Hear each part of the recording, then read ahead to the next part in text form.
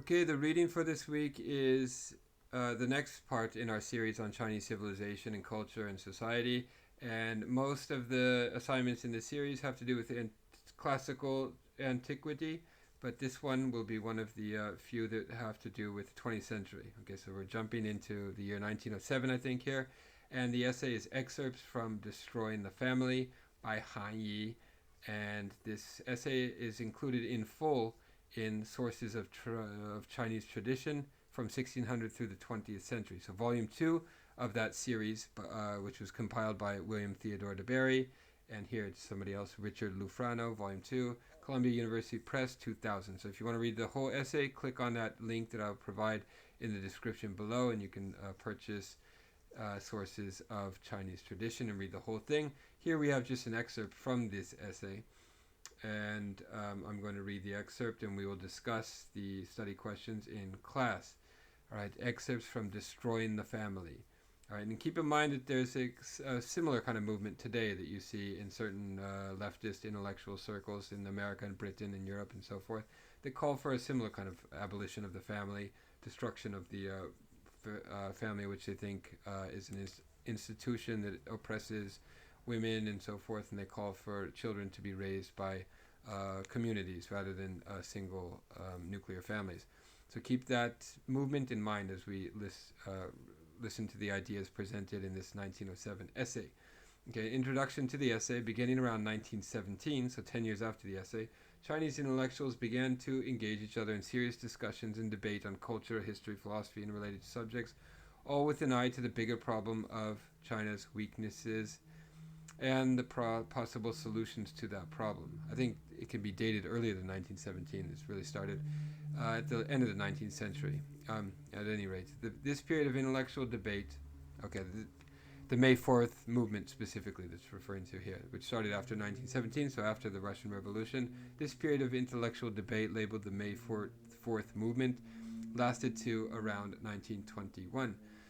Okay, the essay below was published in 1907, before the May 4th movement. It is an example of the intellectual ferment that had begun before the May 4th period.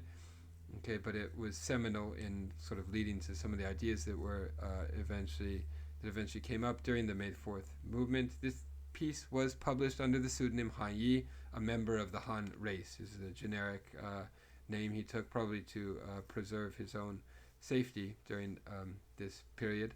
The author may have been Liu Song, who, like Sun Yat-sen and others, favored a Han revolution to overthrow the Manchu Qing dynasty. So the Qing dynasty, Qing, is the last of all the long line of dynasties in Chinese history.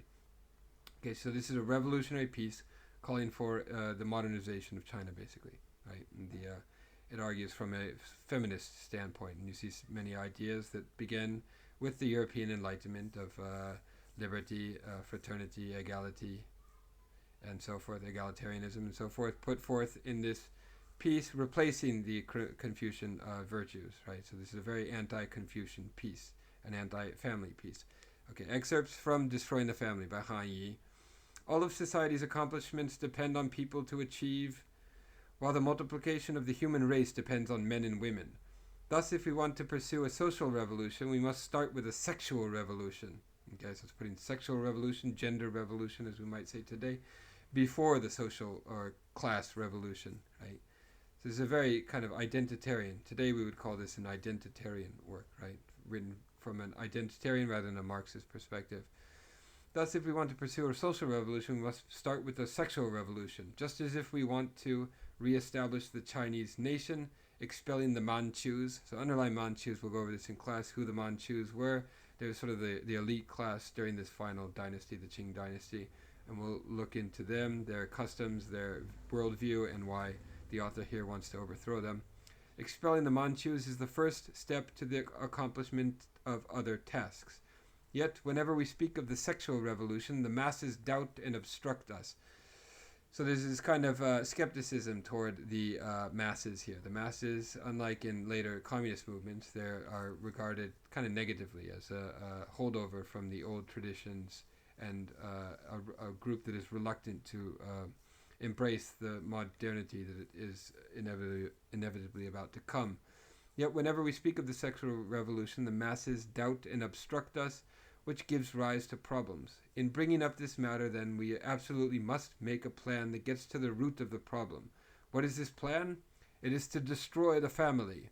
And you can imagine the masses not really being too enthusiastic about this movement to destroy the family, right? So this is kind of a vanguard leftist position. The next sentence is very important. Underline this sentence. It's the sort of the main thesis of the whole work. The family is the origin of all evil. And when he says family, he's referring to the Confucian understanding of the family and the family unit and filial piety and all the stuff that we've discussed in the other texts. Because of the family, people become selfish. Because of the family, women are increasingly controlled by men. So the feminist perspective here. Because of the family, everything useless and harmful occurs. People now often say they are embroiled in family responsibilities, while in fact they are all just making trouble for themselves. And so if there were no families, these trivial matters would instantly disappear. Because of the family, children who belong to the world as a whole, right?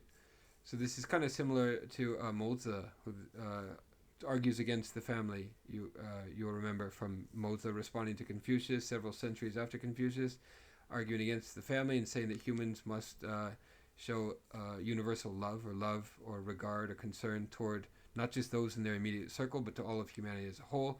And so you can see kind of Mao Zedong strands running through this essay. Who belong to the world as a whole. Children belong to the world as a whole. Children are made the responsibility instead, in our existing world, of a single woman. Children should be raised publicly, he argues, since they belong to the whole society, but with families the men always force the women to raise their children, and use them to continue the ancestral sacrifices. These examples constitute irrefutable proof of the evils of the family. Moreover, from now on in a universal commonwealth, everyone will act freely. Never again will they live and die without contact with one another as in olden times. Underline this word freely. 自由, I think is the Chinese pronunciation, 自由, which existed in antiquity, but it had very different meaning in, say, the Taoist text. I don't know if 自由 appears there, but it might. If it does appear in antiquity, it has a very different meaning than it now carries in the modern period. So we can talk about this idea of 自由, how it's changed in meaning with the importation of Western ideas and so forth. Everyone will act freely. Never again will they live and die without contact with one another as in olden times.